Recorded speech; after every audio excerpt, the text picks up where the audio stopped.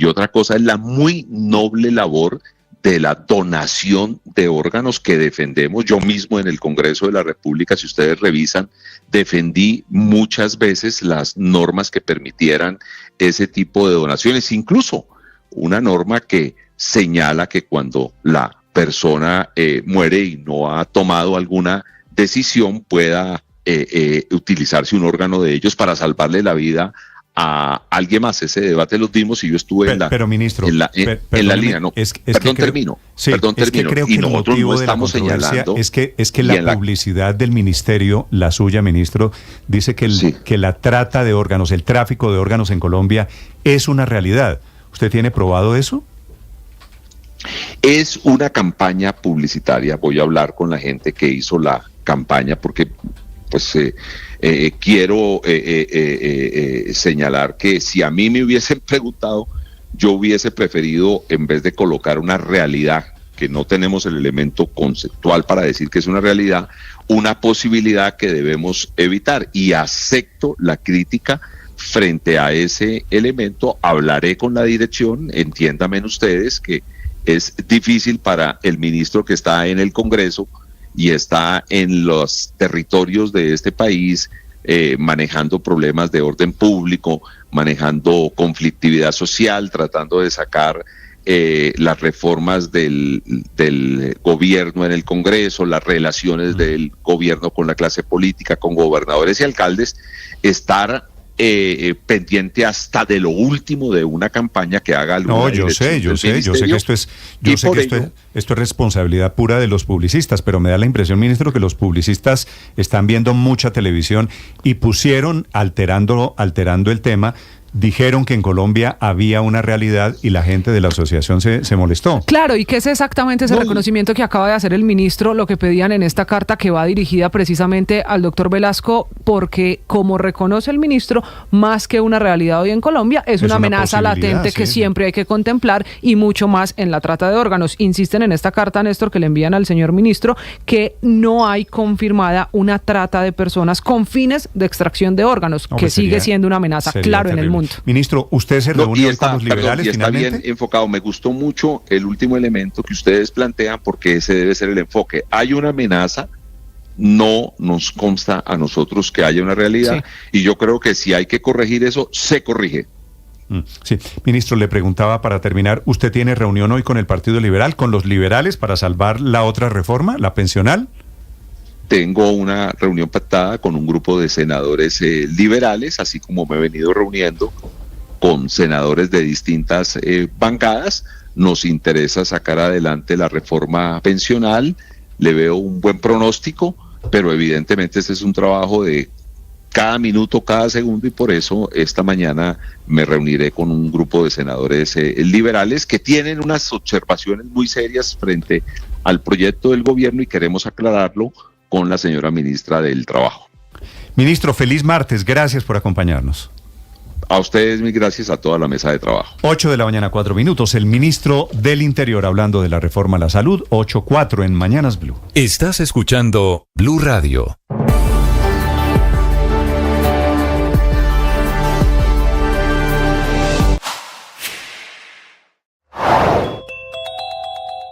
En el entorno, en la seguridad, las cosas parecen tener otra pulsación. Enrique Rodríguez, sobre todo lo que pasa en la antesala del juego en el Bernabéu. Después de que el grupo yihadista Estado Islámico haya amenazado con perpetrar atentados durante todos los partidos de ida de los cuartos de final de la Liga de Campeones. Particularmente se ven imágenes de campos como el del Real Madrid y el del Atlético de Madrid con una leyenda: matadlos a todos. Han sido publicados a través de medios afines como la...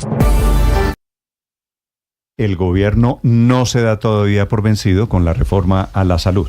Este es el ministro del Interior explicando cómo intentan o resucitarla o hacerla vía decreto, la reforma a la salud. Pues es que vía decreto ya la están haciendo. Ahora, la tesis del ministro es que tiene que quedar como política de Estado. Pero es que acuérdese usted la actitud de la ministra Carolina Corcho y la del doctor Jaramillo. Era de no conciliar, no oír, no escuchar, nada. Y se hundió. Y falta ver qué va a pasar con esos decretos en el Consejo de Estado, ¿no? Sí, Felipe, esa parte, obviamente, eso es un gran interrogante de si el gobierno puede hacer la reforma vía decreto. Porque obviamente la natural pregunta es, ¿y si lo podían hacer vía decreto, por qué apenas lo están haciendo 2 años después vía decreto? Claro, bueno, pero ahí nace un gran actor, bueno, no nace, pero se pone en primera línea un gran actor en esta discusión, que es el Consejo de Estado, como lo dice Felipe, la sección primera del Consejo de Estado en particular, que es la que tiene que conocer de la nulidad o no de estos decretos, tanto de los de intervención como de estos decretos que está expidiendo el gobierno. Pero, Néstor, a mí yo no sé si a usted le gusta jugar póker, a mí sí me gusta jugar. Y estoy ansioso por ver qué va a pasar en la plenaria del Senado para decidir la apelación del archivo del proyecto de salud, porque es eso que la gente que juega póker llamaría un sangriento. Esto se trata de verdad finalmente de destapar todas las cartas, porque el sangriento consiste en que se juega con las cartas destapadas menos una. Héctor, antes del sangriento hay una etapa. Como esto depende del presidente del Senado, ¿cierto? Porque el presidente del Senado primero tiene que crear una subcomisión que analiza la apelación y que crea una recomendación. Entonces es el presidente, que no es amigo del gobierno, el que tiene en sus cartas, mejor dicho, es el taur que está repartiendo las cartas. Pero igual vamos a llegar en algún momento en el que se van a destapar las cartas de cómo están los apoyos del gobierno en el Senado, porque siempre hemos dicho que el gobierno pues ha logrado conformar una mayoría en la Cámara, pero que en cambio en el Senado no la tiene. En el Senado pues se han expresado, digamos, algunas manifestaciones raras a mi modo de ver, por ejemplo con la moción de censura de la ministra del Deporte, que terminó saliendo bien. La ministra, no le decretaron la moción de censura, a pesar de que pues había razones suficientes para hacerlo. Logró el gobierno que no le archivaran el proyecto de pensiones en la plenaria, y entonces me parece que esos síntomas que puede estar viendo el gobierno ahí de un eventual apoyo mayoritario en el Senado también, igual que en la Cámara, pues es el que la puede mantener la ilusión de eventualmente revivir esa reforma. Yo no creo que lo vaya a lograr, pero me parece muy, muy interesante ese juego sangriento, porque el gobierno pues tiene en contra al Centro Democrático, al Partido Conservador, a Cambio Radical. Eso suman unos 30 senadores, 35 senadores. 37 ahí, me da a mí la cuenta. 37 senadores, y del otro lado hay otras cartas destapadas también, que son como otros 30 senadores, pero en cambio hay en la mitad 35 cartas tapadas, que son las de siempre: el Partido Liberal, la U, algunos de los grupos cristianos, etcétera. Quiero ver ese póker sangriento, Néstor, a ver cómo sale. No me atrevería a apostar en favor de uno u otro. Me parece que está muy dividida la cosa. Por la información que yo tengo, Héctor, esa reforma tiene nulas posibilidades de sobrevivir, porque además son 2 legislaturas. Y esta legislatura sería la segunda, se acaba el 20 de julio. Es decir, fuera de todo, estamos en... ¿Hoy qué fecha es? Hoy es 8. El 20 de junio. 9 de abril. El 20 de junio, no el 20 de julio. 20 de junio, sí, 20 de junio. Sí. Es decir, fuera de todo, estamos ya en el tema contrarreloj.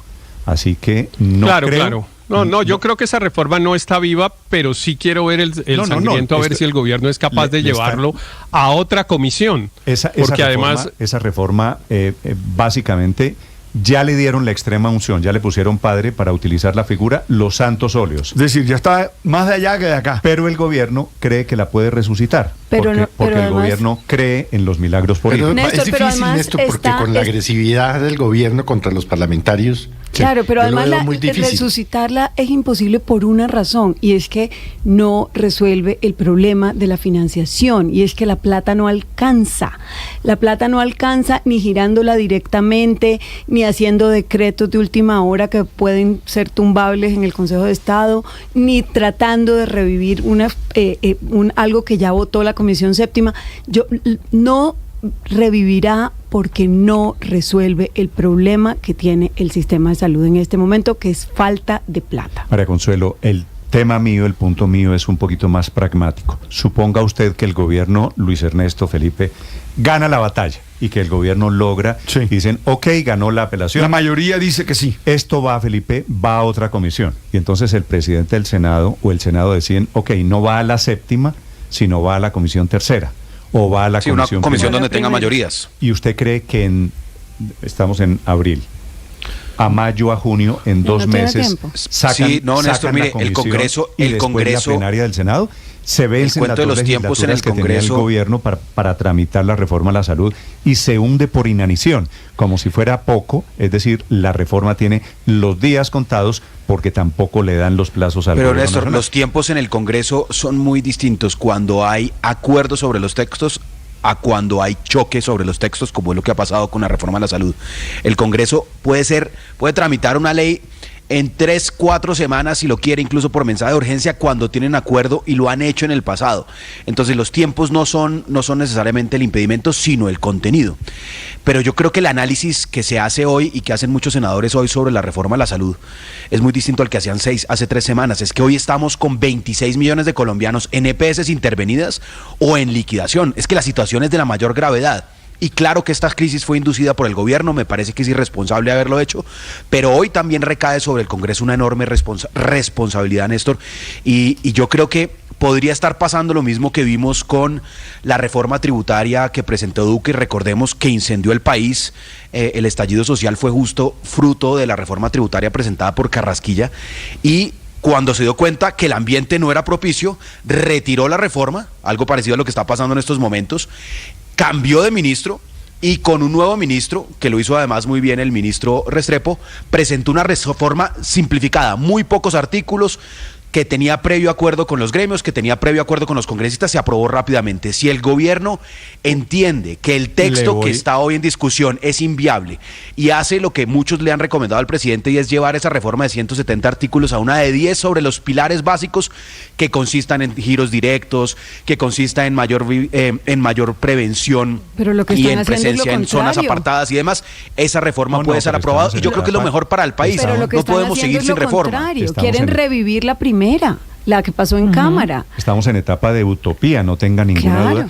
No sé, no veo cambiando sustancialmente el modelo, entre otras cosas, Felipe, porque lo que están haciendo vía decreto es insistiendo en lo mismo. Pero esos decretos, Néstor, yo ya estaba mirando el comentario de algunos constitucionalistas, yo no sé si Héctor temprano lo dijo, el decreto o el proyecto de decreto, que es curiosísimo, porque es un proyecto de decreto que ya está firmado por un ministro, ¿no? Es contrario a varios artículos del Plan Nacional de Desarrollo. Felipe, yo tengo dudas de la capacidad de sobrevivir jurídicamente a un examen en el Consejo de Estado. Pero cuando eso se caiga, veremos si se caen los decretos emitidos por el gobierno. Sí, yo no lo dije digamos, con toda certeza, porque no conocía el texto del decreto, pero aquí ya pues lo he estado revisando últimamente y efectivamente me parece que hay unas normas que no resisten, digamos, en el Consejo de Estado la comparación con la ley del Plan de Desarrollo. Efectivamente, el gobierno logró unas cosas en el Plan de Desarrollo, particularmente que el giro directo se aprobara para las EPS intervenidas, pero quiere ampliar esa autorización y pues bueno, eso sí le tocaría hacerlo por la ley. Me parece que es claro que ahí el gobierno está cometiendo un error jurídico que el Consejo de Estado enmendará. En 3 o 4 semanas, por ahí tendremos esa noticia, Néstor, que es más o menos lo que se lleva el Consejo de Estado en admitir la demanda y ordenar la suspensión. Héctor, si lo entiendo bien, el gobierno aquí se alista a hacer, ya no sería una derrota política, sino un oso de carácter mayor. Porque si el Consejo de Estado le tumba los decretos con los que quieren hacer por vía administrativa la reforma a la salud, esto ya sería pues de otro nivel, ¿no? Sí, y genera unos problemas, digamos, de enfrentamiento institucional, ¿no? Sí. De enfrentamiento institucional, porque entonces empieza el presidente a hacer alusiones a que es que los jueces también están vendidos a los capitales y ese tipo de cosas que siempre salen mal. Pero bueno, el gobierno ha decidido asumir todos estos riesgos. Realmente a mí me llama mucho la atención que el presidente haya decidido inmolarse por la reforma a la salud, que no es propiamente una reforma popular y que pues en realidad no le va a cambiar sustancialmente la vida a la gente, sobre todo eventualmente en el corto plazo, aun si estuviera bien diseñada, porque es que montar una reforma a la salud es complejísimo. Entonces, el gobierno, aun si aprobara toda su reforma, el 7 de agosto del 2026 no va a entregar un sistema de salud sustancialmente mejor.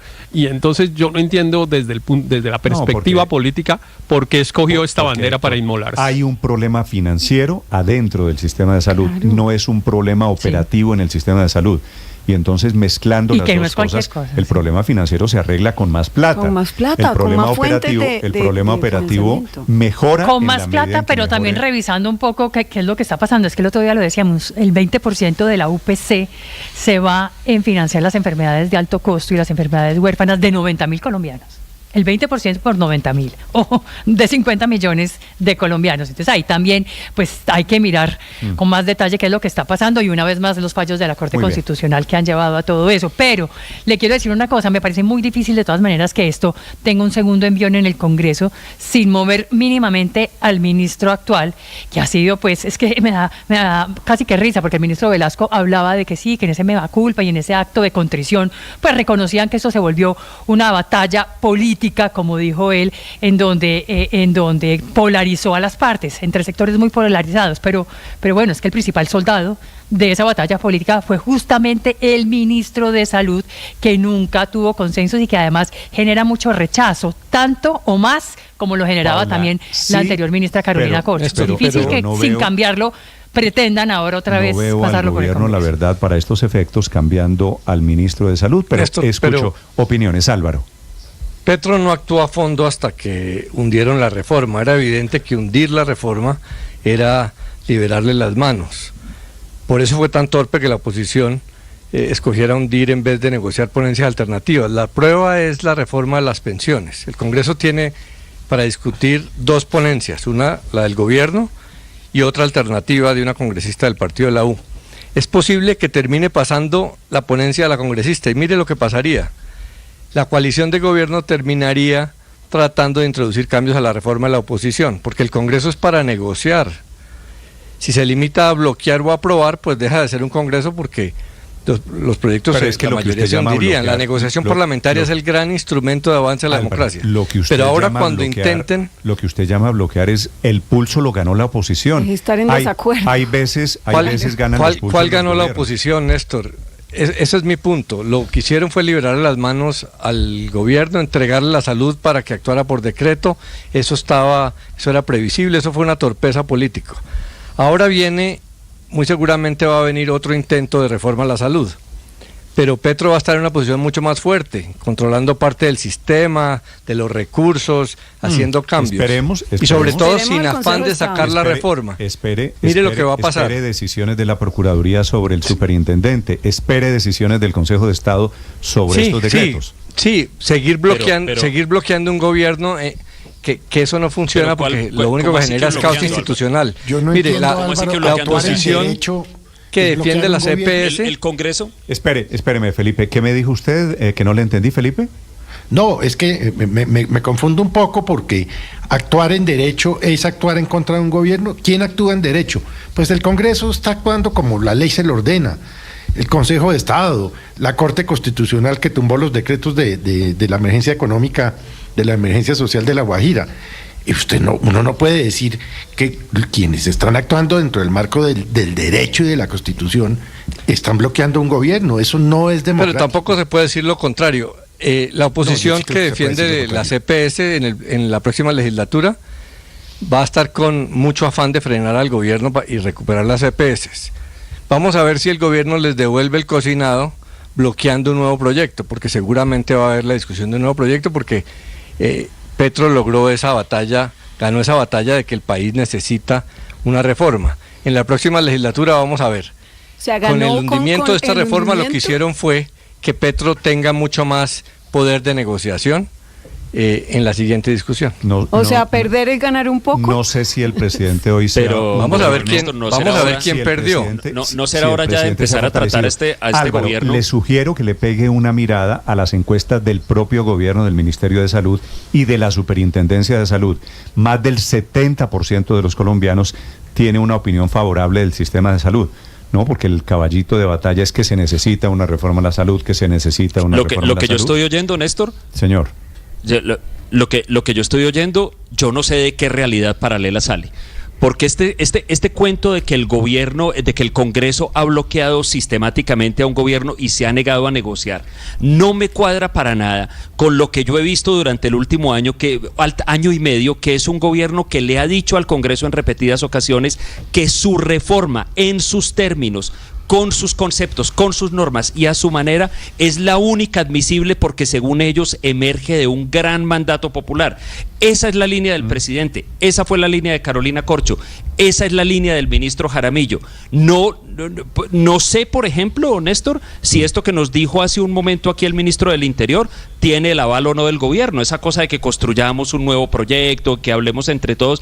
El gobierno ha sido reiterativo en la idea de que su reforma es un gran mandato popular y está respaldada por un gran mandato popular. Eso es una realidad paralela en la que se han metido aquí. Y yo sí quiero, por favor, Néstor, empecemos a tratar a este gobierno como adultos, ¿no? ¿Cómo así que bloqueo? Es que el Congreso, yo no he visto un solo artículo de la Constitución que diga que el Congreso está obligado a pasarle al gobierno sus proyectos para que no se enoje. Obviamente no, pero el Congreso, si se dedica esto es un sistema donde hay equilibrio en vez de entre poderes.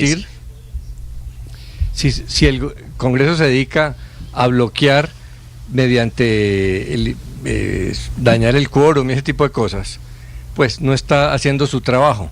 La prueba es la reforma.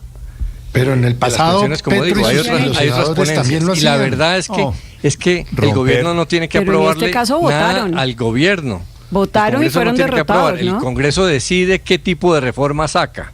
Si se dedica solamente a bloquear, no trabaja y los problemas de la salud siguen ahí, pero y le entrega no hubo bloqueo. La carta al gobierno para que haga lo que le provoca por decreto. La diferencia que yo tengo con su interpretación es que no hubo bloqueo, hubo una decisión que fue hundir la reforma a la salud. La votaron. Y ahí estuvieron todos los congresistas. Le cuento cómo fue la votación. Porque no quieren que haya reforma. La votación fue 9-14. No hubo, también bloquearon la reforma de Duque y la de Santos, bloquearon, porque no quieren quitarle un pelo al sistema de salud defendiendo las EPS. La hundieron y el por sistema mala. de salud necesita cambios. La hundieron por mala, no por defender las EPS, claro, por defender el modelo de salud. Es que han podido no cambiarla, es tan malo como usted han cree. podido proponer otra, han podido introducir cambios. Es que el Congreso no solamente bloquea o aplaude, el Congreso es para negociación política.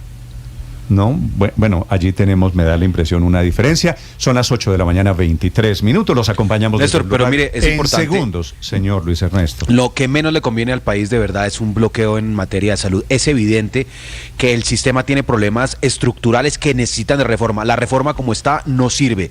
Y ya este Congreso le aprobó al gobierno Petro la reforma tributaria más grande de todos los tiempos. No es que haya hecho un bloqueo sistemático. La reforma pensional ha avanzado y podría avanzar, lo mismo la laboral. Lo que tiene que ser el gobierno es repetir el ejemplo que hice del gobierno Duque, y es entender que la reforma que presentó no se puede aprobar así.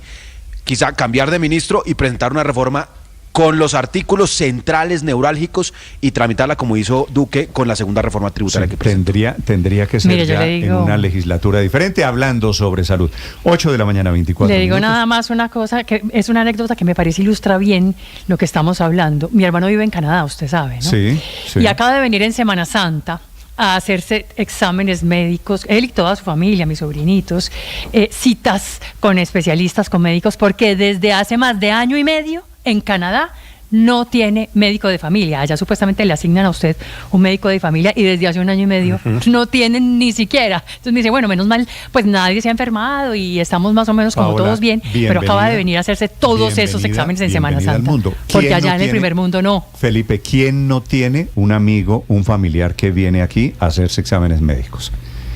No, y es que el tema y eso de la, no es porque tema tengamos de la salud, el peor sistema de salud en el mundo. Sí, porque el tema de la salud pública en Canadá no es un ejemplo de virtudes, digamos. Se ha estancado, no hay una medicina preventiva, los médicos de familia no alcanzan, no hay posibilidad de pagar privadamente absolutamente nada, y aquí teníamos pues todo lo y lo vamos a acabar. Bueno, yo creo que todavía hay que hablar, Felipe, en presente. Lo tenemos todavía y de eso se trata. Hay que mejorarlo, yo también creo que hay que mejorarlo. Claro. Yo, Felipe, he vivido, como usted sabe, fuera de Colombia. Y la comparación la he hecho yo con este cuerpito que le habla. Y creo que en Colombia tenemos grandes médicos, tenemos buenos hospitales, tenemos muy buena atención y tenemos buenos odontólogos y hacen exámenes a tiempo. ¿Que es posible mejorar el tema de las citas médicas, el acceso a tratamientos? Claro que es posible. Pero para eso, para mejorarlo, no tenemos que destruir lo que tenemos que hoy funciona bien. Hay que mejorarlo, ¿no? Y que lo rural hay que mejorarlo. Y lo rural, claro que lo rural hay que mejorarlo. 8 de la mañana, 26 minutos en Mañanas Blue.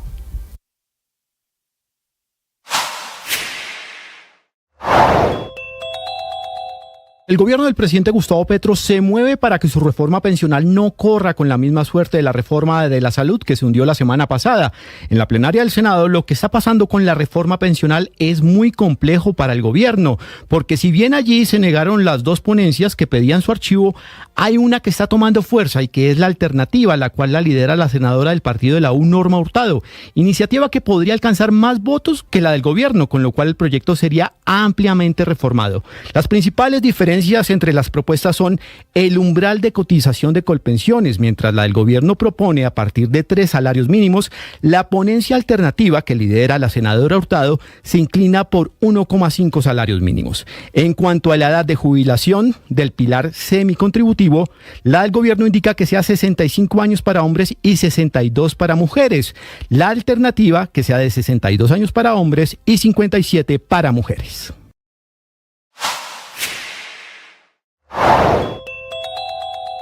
El confuso informe a propósito de salud de la Contraloría, que filtró un reporte preliminar sabiendo que no es definitivo, que las 18 PS mencionadas no han entregado sus argumentos para concluir, dice el informe de la Contraloría precipitadamente, que se malgastaron o que se desviaron 9 billones de pesos, que son recursos de la salud y que se usaron para fines diferentes a la salud, pero mete allí en ese paquete arrendamientos, honorarios, nóminas, como si eso no se necesitara para administrar la salud. Es decir, claro que hay que pagar arriendos y claro que hay que pagar honorarios. Las CPS no han entregado sus argumentos, la reunión es el próximo jueves, pero la Contraloría filtrando un informe para hacerle el juego al gobierno, sabiendo que el informe no está completo y que en ningún caso hay investigaciones de responsabilidad fiscal.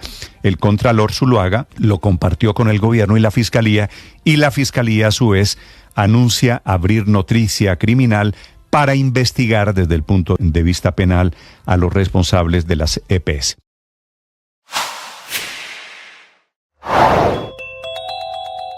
Descache y desfase en las cifras de recaudo tributario de la DIAN, que cayeron 5% en términos reales de febrero del año pasado a febrero de este año, con lo que se consolida una caída del más de 5% real en los ingresos tributarios del Estado, ya de por sí bastante cojos y desfasados este año por cuenta de los 10 billones de cuentas alegres de la DIAN vía tribunales de arbitramiento, plata que hoy no existe y que empeoran las cuentas de ingresos para el gobierno colombiano, con un hueco fiscal que a la fecha va en 17 billones de pesos con el decrecimiento del recaudo, además, claro, de algunos puntos de la reforma tributaria que se le vienen cayendo a pedazos en la Corte Constitucional, como la no deducibilidad de las regalías de la base gravable del impuesto de renta de empresas petroleras y mineras, con las que esperaba el gobierno recaudar 1.4 billones este año, según el presupuesto del 2024, y con las cuales, de hecho, ya había recogido 1.9 billones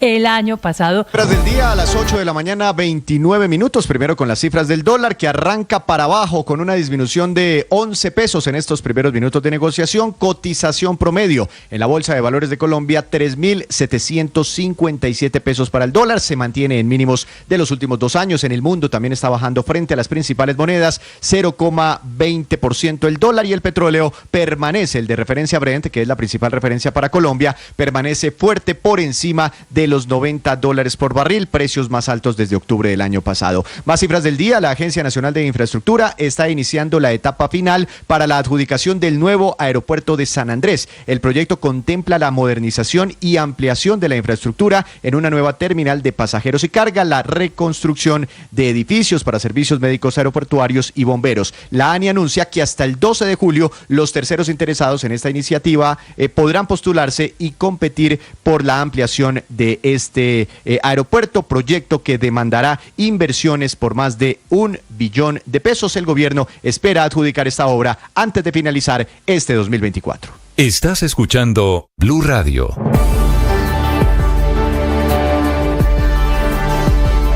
Atención, hay una noticia urgente. Señoras y señores. Tendencia a nivel global. Bienvenida, mil gracias por estar con nosotros hoy aquí en Blue Radio. Usted enfermo por el fútbol y los compañeros de seminario en retiros. Rezando Rosario y yo.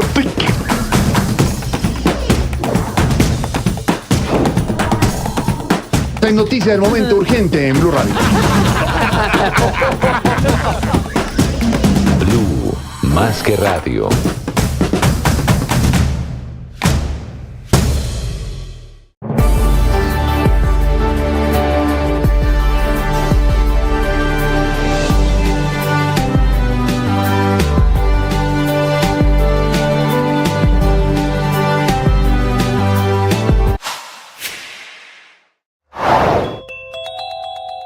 No ha pasado sino una semana desde que se hundió la reforma a la salud y el gobierno comenzó a ejecutarla ahora con decretos.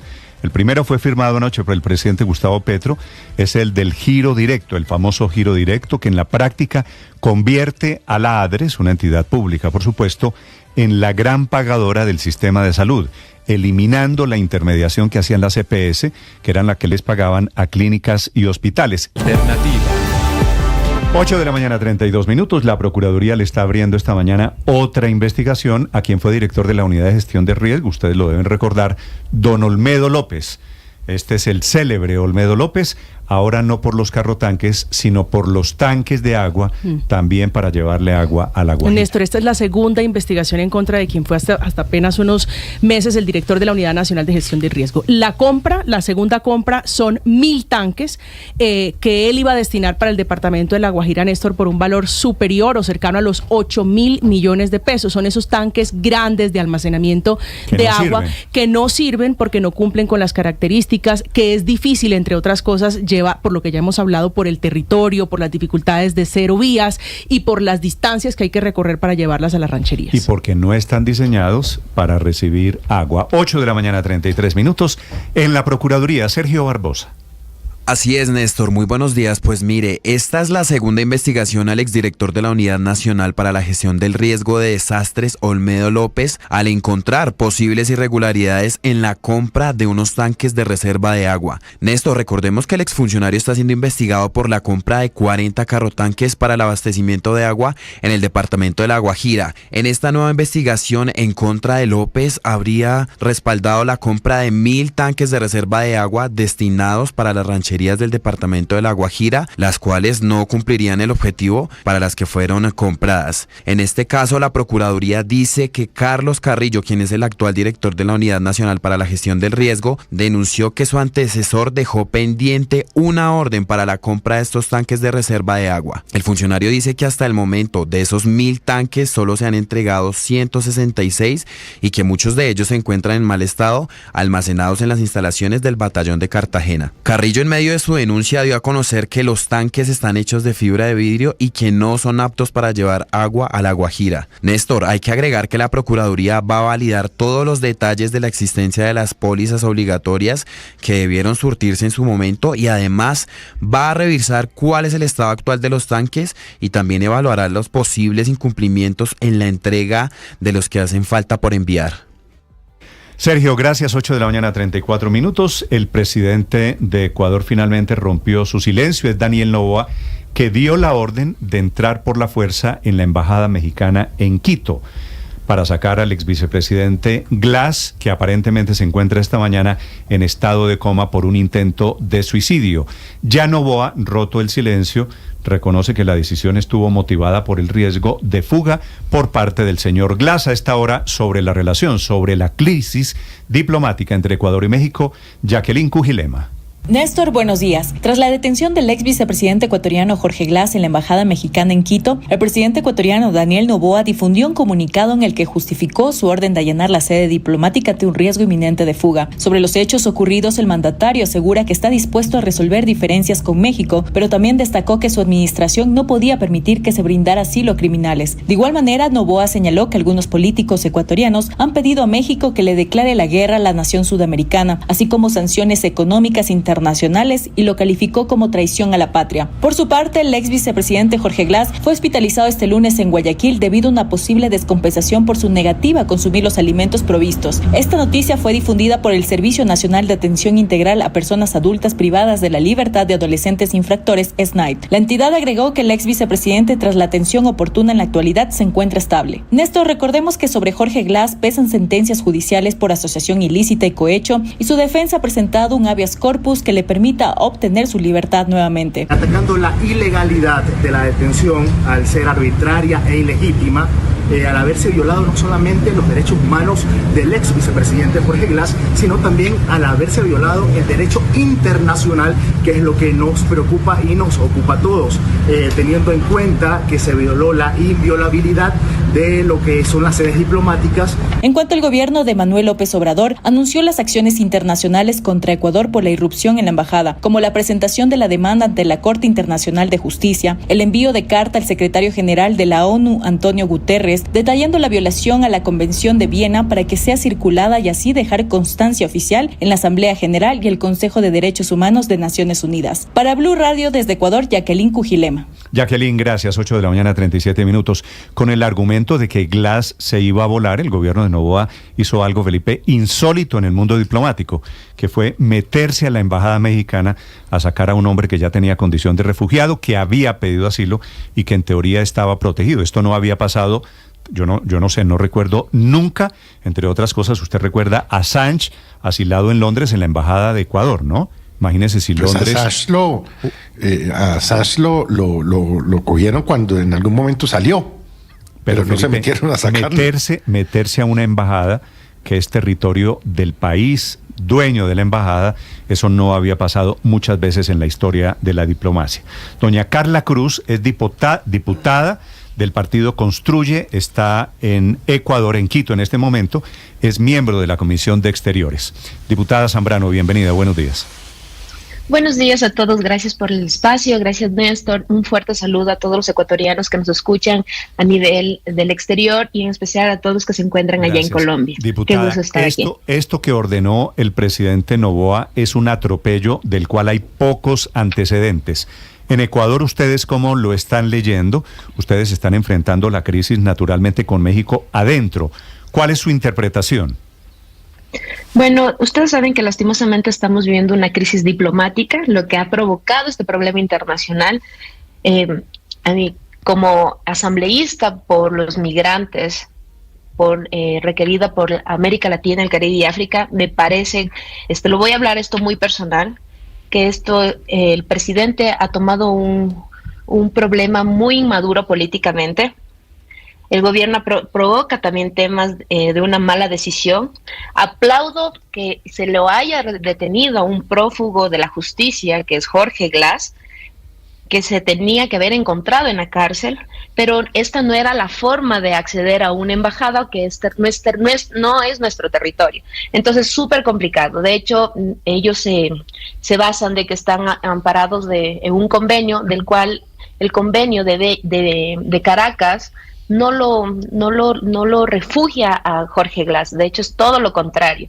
Obviamente, el presidente está sobrepasando los límites y no está respetando el convenio de Viena en las relaciones diplomáticas que se debe de considerar. Ustedes saben que los locales de la misión diplomática son inviolables. Eso es algo, o sea, en la historia se ha visto esto aquí en el Ecuador. Sí. el Estado receptor también. En la historia de la diplomacia internacional yo creo que no hay muchos antecedentes. Diputada Zambrano, y usted como integrante de la Comisión de Exteriores en el Parlamento ecuatoriano, ¿qué hacen ustedes con este tema? ¿Qué capacidad de reclamo tienen ustedes contra el presidente Noboa o qué les dice a ustedes el presidente Noboa? Bueno, nosotros llamamos a comparecer a la canciller, a la Comisión de Relaciones Internacionales. El día de mañana, de hecho, a las 8:30 ya tiene que ir a dar la cara y comentar lo que está pasando a nivel gobierno. Ella tiene que llevar todos los argumentos que sean establecidos internamente aquí en el Ecuador, porque ustedes saben que en esto del Estado receptor como ecuatorianos tienen la obligación especial de adoptar todas las medidas adecuadas para proteger un Estado que no es Ecuador. O sea, nosotros lo que teníamos que haber hecho es que resguardar todos los carros diplomáticos y en Estado ecuatoriano, cuando él haya bajado del carro, nosotros podíamos haber detenido le tenían que haber detenido al ex vicepresidente prófugo Jorge Glass. Entonces, eso tiene que llevar toda su documentación y comparecer ante la comisión. De todas formas, igual va a ir a comparecer también el ministro de Interior y también la ministra Palencia, que es la ministra de Gobierno. Diputada, entonces esto, dígame. ¿Qué fue lo que hizo el ex vicepresidente Jorge Glass que ameritara la irrupción en la embajada, en el cuerpo diplomático mexicano? ¿De qué lo acusan en su país, en Ecuador? Acá es la corrupción que se ha llevado durante 12 años en el periodo del expresidente Rafael Correa. Él está metido sobre Odebrecht. Cuando hubo el terremoto aquí en Ecuador, hubo la alza del IVA, hubo un recaudamiento de dinero y él se llevó, así de fácil se llevó aquí en el Ecuador. Entonces todo esto ya tiene la fiscalía, ya se sentenció también como sentenciado, y él no tenía por qué pedir ningún asilo político porque él debería estar en la cárcel, de hecho. Y lastimosamente la diplomacia mexicana y el presidente mexicano dieron el asilo a un corrupto, en este caso. Sí, bueno, pero esa es otra discusión. En Latinoamérica hay una larguísima tradición de asilo. Nunca había pasado lo que hizo ahora el gobierno del presidente Noboa, que era meterse a una embajada a sacar a un refugiado, a un preso ya convertido, protegido por leyes internacionales de asilo. Muchas gracias, diputada Zambrano, por acompañarnos esta mañana. Muchas gracias a usted, Néstor, y un fuerte abrazo a todos los ecuatorianos que se encuentran allá en Colombia. Estás escuchando Blue Radio.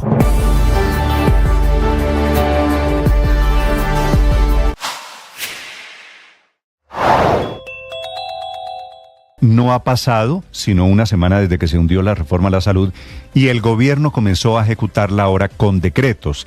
El primero fue firmado anoche por el presidente Gustavo Petro, es el del giro directo, el famoso giro directo, que en la práctica convierte a la ADRES, una entidad pública por supuesto, en la gran pagadora del sistema de salud, eliminando la intermediación que hacían las EPS, que eran las que les pagaban a clínicas y hospitales. Esta era la intención original del gobierno. El gobierno que ahora tiene el inmenso reto de auditar las facturas, de autorizar el pago y girar el cheque, que era lo que hasta hoy hacían las EPS. La plata en el fondo no se arregla, el problema seguirá siendo el mismo, va a seguir la misma plata por UPC, porque ninguno de los decretos que prepara el gobierno, 8 en total, modifica esa unidad de pago por capitación, que es lo que le pagan al sistema por cada uno de los colombianos. Tengo en mis manos el libro conmemorativo de los 20 años del oracional El Man está vivo. El libro se llama así, El Man está vivo y está contigo. Es un libro en el que coleccionamos las mejores reflexiones y las mejores oraciones en estos últimos 20 años. Yo te invito a que lo tengas, a que lo leas. ¿Cómo lo lees? Puede ser por pequeñas dosis, puede ser tenerlo ahí en la mesa. Va hoy el presidente Petro para Caracas. Blue Radio, atención, tiene en su poder la carta que envía el gobierno de Maduro para reparar el gasoducto y para establecer las primeras herramientas para exportarle desde Venezuela, para importar desde Colombia gas venezolano. Entonces el primer paso ya lo había sugerido el gobierno colombiano, así que esto parece comenzar a andar simultáneamente con el acercamiento político. Marcela Peña. Néstor, buenos días. Y es que el gobierno de Nicolás Maduro está listo para capitalizar a la sucursal en Colombia de PDVSA Gas, pagar sus deudas, que hoy ascienden a más de 29.000 millones de pesos, y hacer las inversiones necesarias para que ese gasoducto entre Colombia y Venezuela pueda operar nuevamente y Colombia le pueda comprar el gas a ese país. Según la carta que le envió la gerencia de PDVSA Gas desde Venezuela a la sucursal en Colombia, se certifica la disponibilidad y provisión de recursos bajo la figura de la inversión suplementaria al capital asignado para cumplir el acuerdo de reorganización empresarial, además de los recursos necesarios para el plan de negocios. Hay que tener en cuenta que PDVSA Gas en Colombia está en un acuerdo de reorganización, y lo que hoy le propuso el gobierno de Nicolás Maduro a través de PDVSA Gas en Colombia a quienes tienen cuentas que no les han pagado es que les van a pagar toda esa plata antes de un año. Ese es el acuerdo que se firmaría en los próximos días en la Superintendencia de Sociedades. Ya tienen los votos de todos los acreedores y solamente falta la formalización. Una vez se cumpla esa formalización, comienza a contar, dice PDVSA Gas Colombia, un año. Un año es lo que están calculando hoy desde el gobierno de Venezuela, que se demorarían en poner a punto el gasoducto entre ambos países. El plan de negocios resalta que se van a hacer las inversiones necesarias para rehabilitar y operar el gasoducto transcaribeño Antonio Ricaurte tramo colombiano, 3 estaciones de seccionamiento y una tipo terminal en un plazo menor a un año contado a partir de la confirmación del acuerdo de reorganización. Adicionalmente, le permitiría realizar las inversiones necesarias para restablecer la operación y cumplir los acuerdos binacionales en materia de hidrocarburos gaseosos, es decir, el acuerdo que hoy existe entre PDVSA y Ecopetrol para que Colombia le pueda comprar gas a ese país. Ese contrato, Néstor, está suspendido bajo una figura que se llama estabilización de equipos hasta diciembre de este año. Esa suspensión se ha ampliado varias veces en los últimos años y si es necesario se podría ampliar una vez más. Desde PDVSA están tranquilos con la figura legal bajo la cual operaría este esquema y dice que ya encontraron el mecanismo tanto legal como bancario para trasladar los recursos que se necesitan hacia Colombia y que la compañía está lista para honrar los contratos vigentes en Ecopetrol y los que pudieran suscribirse en esto. ¿Cuánta plata pondría Colombia para el gasoducto de Venezuela, Marcela? Pues, Néstor, según estos dos documentos, Colombia no pondría nada. Sí. Lo que dicen estos documentos es que la plata vendría de la casa matriz, es decir, PDVSA Gas en Venezuela. ¿Y cuánto gas le vamos a importar a Venezuela? El gasoducto tiene una capacidad de 400 millones de pies cúbicos por día, que es el 45% de la demanda del país, pero en las últimas declaraciones que ha dado sobre el tema el presidente de Ecopetrol, Ricardo Roa, ha dicho que lo que podemos comprarle está en el orden de los 200 millones de pies cúbicos gas por día. Esto es más o menos el 20% de la demanda que tiene nuestro país en la actualidad. Sin embargo, hay expertos que creen que puede ser la cantidad un poco menor porque hay cuellos de botella en la infraestructura de gasoductos al interior de Venezuela. Si nosotros no producimos gas, que lo hay en Colombia, Marcela, por razones de vamos a salvar al mundo, por razones de ayuda al cambio climático, ¿cuál es la diferencia con traerlo de Venezuela? Pues, Néstor, según los informes que dejó el gobierno de Iván Duque cuando se fue, nosotros íbamos a tener, se hicieran o no se hicieran contratos, un hueco en la demanda de gas en el año 2026. La semana pasada la Asociación Colombiana del Petróleo advirtió que en 2026 vamos a perder la autosuficiencia en materia de gas para la demanda permanente si no se hace nada, y a su energía ayer, hace pocas horas, le dijo al gobierno que el desabastecimiento podría arrancar a comienzos del 2025 si no se garantiza una fuente de gas. Y que los industriales están preocupados por el fallo. Pero mi pregunta es, si nosotros y el gobierno del presidente Petro... ¿Cómo llenamos ese déficit? Víctor, mi pregunta es... ¿Podríamos llenar ese déficit con nuestro propio gas? Vamos a salvar el mundo dejando de producir el gas que tenemos. ¿Cuál es la diferencia en traerlo de Venezuela si es que los métodos de exploración de gas son básicamente los mismos?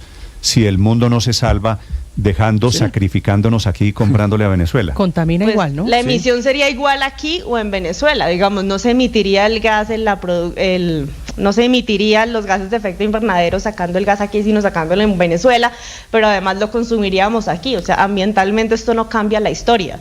Esto es un tema más que tiene que ver con economía y que tiene que ver con política, a cuánto le vamos a pagar el gas a Venezuela, que es algo que todavía no está no está completamente claro, ¿no? Solo que esto nos mete, Marcela, en el tema de vamos en consecuencia a depender del gas venezolano, ¿verdad? ¿Se acuerda usted lo que ha pasado en la guerra? Cuando Rusia ha cerrado la llave del gas para Europa. Pues y hace poco hubo unas molestias por cuenta del gobierno venezolano por un comentario que hizo el presidente Petro sobre María Corina Machado y bueno, todo este tema político allí en Venezuela.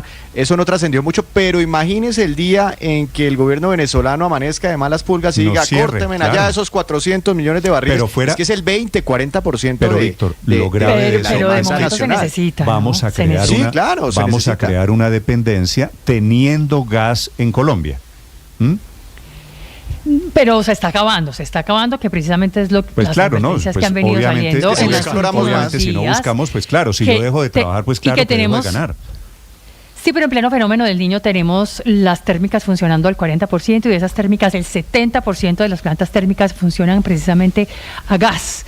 Y ahí está el lío, que deberían estar en este momento las centrales térmicas del país en general, pudiendo aportar hasta el 50% de la demanda, pero van en el 40% y no pueden hacer el resto porque hay problemas con el gas se necesita, hay falta de infraestructura, se necesitan nuevos campos porque los que teníamos están en claro declive, no se ha vuelto a encontrar un gran yacimiento. Y entonces sí hace falta. A mí se me parece bien, digamos que de momento esa amistad entre estos dos sirva por lo menos para importar gas, pues bienvenido sea, porque son 8 de cada 10 hogares que cocinan con gas.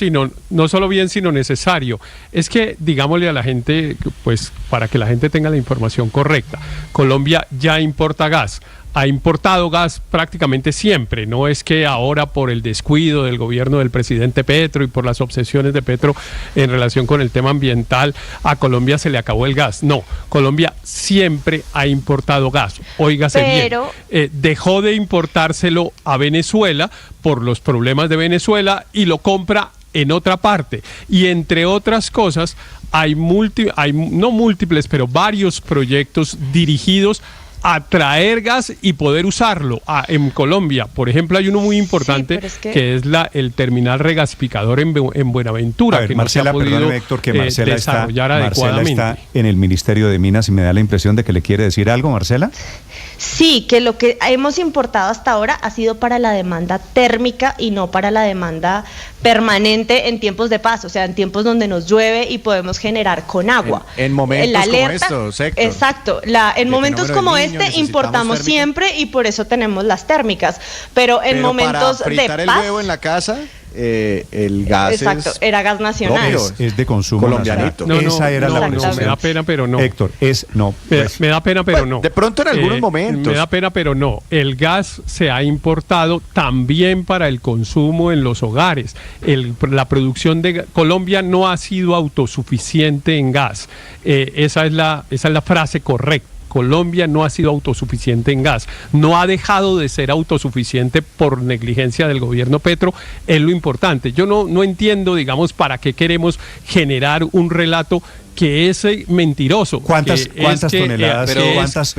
toneladas métricas? Es que por cuenta de Petro no tenemos gas. ¿Cuántas toneladas? No es por culpa de Petro, es por cuenta de la decisión del presidente Petro que vamos a dejar de producirlo en Colombia y vamos a importarlo de Venezuela.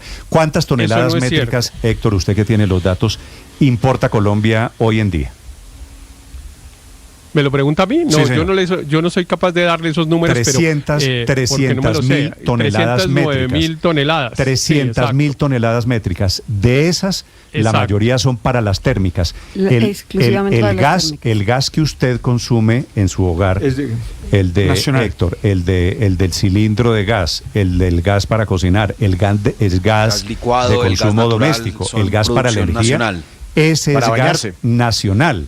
Pero Néstor, es que estamos hablando como si le estuviéramos comprando a cualquier país. No, le estamos comprando a una dictadura y al comprarle le financiamos la dictadura. Y por eso Venezuela ha tenido sanciones económicas por parte de los Estados Unidos que se levantan apenas ahora con la expectativa que claramente vemos cómo va de mal esa expectativa, que haya elecciones libres en Venezuela. Entonces, hacer cualquier negocio con Venezuela en estos momentos entraña dos grandes riesgos para el país. Uno, que las sanciones de los Estados Unidos volverán. ¿Eso qué implica? Que la certeza sobre cualquier negocio con Venezuela se acaba, tanto para los giros, los pagos, la operación. Segundo, que creo yo, las sanciones obedecen a algo lógico y es evitar darle combustible literalmente a una dictadura que ningún estado democrático debería patrocinar. Entonces, pues yo sí creo que, siendo cierto que Colombia no ha sido siempre soberano en materia de gas, y pues si deja de explorar hidrocarburos, sabemos muy bien que cuando se busca petróleo, muchas veces también se encuentra gas, pero si dejamos de explorar petróleo, pues tampoco vamos a encontrar gas. Sabiendo eso, yo sí creo que dentro de las alternativas de dónde abastecernos de gas, Venezuela es la peor. Sí, nunca en la historia económica de Colombia se ha importado gas para el consumo residencial, que es de lo que se trataría la importación desde Venezuela. Lo del cuento de no importarle y comprarle nada a las dictaduras, pues habría que aplicárselo a China, ¿no? Yo no sé cuánto y qué tanto compramos cosas de China. Ese es un cuento que nos inventamos aquí en Colombia por cuenta de que tenemos una dictadura oprobiosa aquí en el vecindario, que se llama Venezuela. Pero le compramos todos los días cosas a otras dictaduras igualmente de oprobiosas. Déjeme le leo un parrafito, son 3 renglones de una declaración que dio un señor que se llama Armando Zamora. Armando Zamora fue director o presidente, yo no sé cómo se llamará eso, de la Agencia Nacional de Hidrocarburos. Sí. Esta es una declaración que da en el año 2021, 23 de septiembre del año 2021, periódico Portafolio, es decir, antes de que llegara este desastroso gobierno del presidente Petro, y estábamos en el maravilloso del presidente Iván Duque. Dijo esto el doctor Zamora, comillas: la situación del gas natural es dramática porque no se han sumado nuevas reservas y dadas las incertidumbres de la conexión de nuevas reservas al sistema de transporte, el gobierno sigue pensando en el proyecto de la planta de regasificación del Pacífico. Esto era en el paraíso del gobierno del presidente Duque, antes de que llegaran estos brutos, absurdos, locos que no hacen sino pensar en el medio ambiente. Proyectando el crecimiento de la demanda y demás, Héctor, pero volvemos al tema. ¿Por qué cerramos nuestro propio tubo para darle prioridades a otros tubos diferentes? Pero además creando dependencia, porque el proyecto de regasificación permite que uno le compre el gas a cualquiera, mientras que el tubo solamente permite que se le compre a Venezuela. Entonces la dependencia de un régimen político como el de Nicolás Maduro es algo que para la estabilidad de mediano plazo de Colombia es sumamente riesgoso. Ahora, Maduro... Y la forma de arreglar una situación, Néstor, que venía... Le iba a preguntar, Víctor, ¿Maduro o el gobierno de Maduro a través de PDVSA, de acuerdo, nos vende gas, nosotros quedamos dependiendo de Venezuela en consecuencia? Pues si no tenemos nuevos hallazgos, si se cae nuestra producción, nuestras reservas como está ocurriendo, o se demoran muchísimos años en entrar nuevos proyectos, porque sí hay unas buenas expectativas sobre el Caribe colombiano, pero eso se demora todavía muchísimo tiempo, pues en algún momento vamos a pasar del 5 al 10, al 15% de dependencia y pues eso es una cantidad grande frente a la producción actual. Entonces, digamos, si no solucionamos nuestra autosuficiencia pronto, empezaríamos a tener cierta dependencia de una importación constante, ya sea de Venezuela o de cualquier otro país. Bueno, es una contradicción de parte del gobierno. Son datos y no son ajenos a la reunión que tienen esta mañana en Caracas. Ya les voy a contar el presidente Petro con el presidente Maduro. Petro nuevamente, el presidente de Colombia, visitando en Miraflores al presidente Maduro. Señor Daniel. Y Néstor, es una contradicción por parte del gobierno de Gustavo Petro decir que detiene la exploración de gas, pero va a comprar el gas a Venezuela. Eso por el lado del cambio climático y del efecto ambiental de la exploración de hidrocarburos y fuentes de energía no renovables. Y segundo, la forma, yo entiendo el punto que hace Héctor y la lectura que hace de la afirmación del señor Zamora, que es un experto en estos temas, pero la forma de arreglar eso no es empeorándola aún más, es buscando unas fuentes que hagan autosostenible la provisión de gas para el consumo doméstico en Colombia, no ponernos a depender de un país que no solo es una dictadura, sino que también entramos en un grave riesgo de desabastecimiento si Estados Unidos decide volver a imponer sanciones sobre Venezuela. Es un riesgo no solo comprarle una dictadura por los efectos políticos y democráticos que eso tiene, sino también por los efectos que en el abastecimiento Daniel, de Colombia, la autosuficiencia podemos tener con eso. Esa es una buena pregunta. Marcela, en el Ministerio de Minas, si hacemos este negocio con Venezuela, ¿qué pasa con las sanciones a Maduro, las sanciones de Estados Unidos? Pues miren, Néstor, El levantamiento de las sanciones se dio el 18 de octubre del 2023 por un periodo de 6 meses, así que debería terminar más o menos en unos días, el 18 de abril. 18 de abril es la semana entrante. Esa es la semana, sí, creo que la que sigue después de la semana entrante. Pero de todas maneras Ecopetrol en su momento hizo público que ellos están tramitando una licencia especial en la OFAC, que es la que administra la lista Clinton ahí en los Estados Unidos, para que pueda seguir este negocio a pesar de las sanciones. Ahora, una cosa es que el gobierno de Nicolás Maduro diga, yo pongo la plata y estoy listo para tener el gasoducto en un año, y otra cosa es que efectivamente lo puede hacer. Acuérdese que ese gasoducto está en activo desde el 2015, es decir, acumula casi una década de abandono. En su momento aquí hicimos una investigación sobre eso, una parte del tubo fue desmantelada por chatarra, o sea, lo desenterraron y lo vendieron, son algunos kilómetros. Eso se denunció en la fiscalía en su momento, y además las estaciones pues han estado solas, hay gente que se ha llevado tejas, que se han llevado cables, hay que poner todo a punto, y eso no va a ocurrir de la noche a la mañana. Marcela, 18 de abril es jueves de la semana entrante, así que eso ya, levantamiento de sanciones económicas que se cruzaría con el intento de hacer negocios con un país que en teoría volverá a estar sancionado. Señor, en Washington, Juan Camilo. Sí, Néstor. A menos, porque hasta este momento las sanciones se van a imponer nuevamente, a menos que el gobierno colombiano tenga información exclusiva que solamente ellos tienen, que les dé certeza de que Estados Unidos no va a volver a imponer esas sanciones, y eso se tendría que traducir a que va a haber garantías de elecciones justas y libres en Venezuela, que bajo las condiciones actuales eso parece inviable. Y lo otro relacionado a lo que